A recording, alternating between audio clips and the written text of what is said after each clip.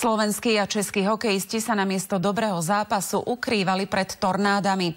Tie sa opäť prehnali americkou Oklahomou. Živel zabil 9 ľudí, ďalší dvaja sú v kritickom stave a lekári ošetrili vyše 70 zranených. Materiálne škody sú značné. S našimi hokejistami sa pokúšali spojiť aj kolegovia zo športu. Čo sa dozvedeli, uvidíte o chvíľu. Počasie vyčíňalo aj na Ukrajine. Všetko padalo, lámalo sa a sklárinčali.